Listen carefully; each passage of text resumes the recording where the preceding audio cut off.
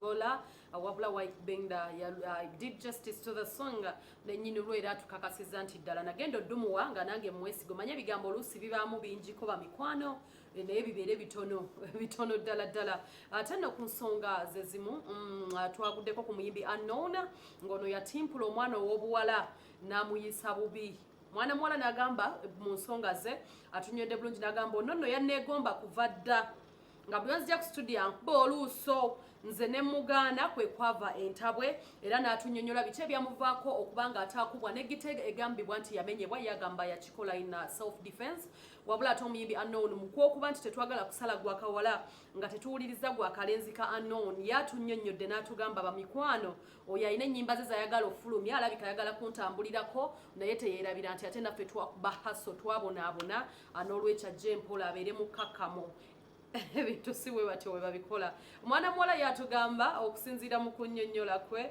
nti yali mu nnyimba ze ngera alina byakola wabula oli ng'atawanyaani producer kyesimanyi oba Unknown ekyamukubya omuwala nsonga zaabwe omuwala zaatugambye ez'okuba nti yamugaana nabyo tujja bba nga ate tubiwulira mu mboozi eno akatulabe mwana muwala ng'amaze owona wita shina something ng'amaze owona bambi n'atunnyonnyola awulira atya sofa kuba ye baamutimpula naye kati awonye. Yeah, manya gange bamita Shina Morgans. I'm an artist. Yeah, I do dancehall, I do R&B. Yeah. Already I'm busy bubi nyo. Naka recovering recently. The thing was like this. Twalim studio where like I came with a producer. I wanted to make a new song. Then afterwards I picked my song because nalina recording la rimba. So I wanted to pick the song, then I make another one. Katine tubasanga nga bakolachi bazanya game. So when like he was like, producer, come and replay the game. Kati nze wenala kajukira emyage yaleze yali yakolachi yakurecording okitegeera. So ningamba producer ane otozanya bintu byaki tojja tukolechi jantugende because they were playing a game. Yeah.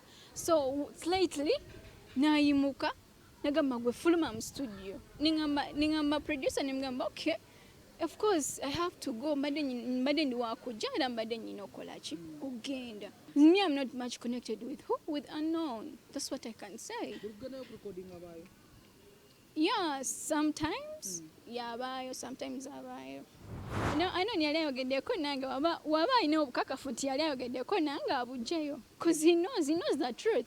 Me nze seefa sa muntu aba tanneewadde runi okitegeera nze seewa muntu aba tanneewadde because munaye omuntu omuwa respect nga bw'ali gundi Unknown muwa respect ey'amaanyi because bw'ali level ye gy'ali si yeyange okitegeera naye tekitegeeza ate aveeyo akole ki anchunye because I'm an upcoming okitegeera. So big artists ekitegeeza ate baveeyo bakole ki no not me only but bano abava upcoming batwisaamu amaaso okitegeera. So ffenna system gye tuyita wansi bonna buli muntu level gy'aliko yakola ki yasookera wansi buli omu yeetaaga respect you people. You can't just come out of blue and you slap me.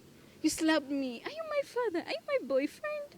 Okitegeera ekito kyo kyampisa bubi yankuba bubi nnyo nno. Not even only a slap. There was a big fight. Era singa sikubawo omuntu eyamukwata yali akomawo kunnyongera okitegeera kunkuba bubi nnyo. So in that process I was defending myself. That's when I holding a guitar like defending, protecting myself because those are running some surgery. You can't. Najikutula. That's what I can say because yali ali mukujja kola ki ku attacking nze.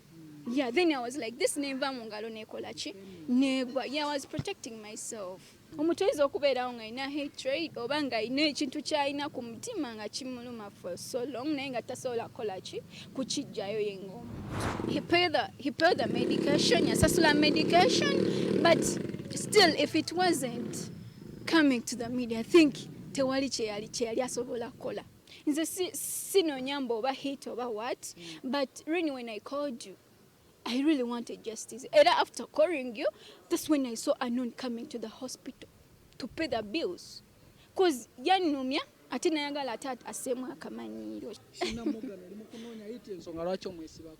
era nze hiti yonna nginonye mwanoni mbayimbi bonna nginonye mwanoni yali kombo oyo asaaga kati leka mbyogere alekerawo okunnemerako bwe mba namugaana akigumire okitegeera akigumire aneesonyiwe omusango omuwala balina ennyimba zaabwe balabika baagala kikuba naye naffe twakola bukozi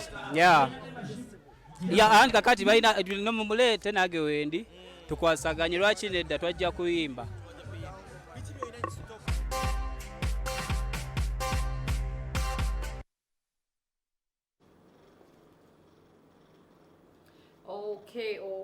Okay. Oyo nabadde muyimbi Anona ne mwana muwala Shina. Tukusabira baby katonda yoma bitambuze bulungi atali kitagwanga bwayogedde sometimes omuntu okubeera upcoming obanga akyava wansi ku grassroots tekitegeeza kumutimpula ebyo nno bwe bityo bwe bitambudde ku nsonga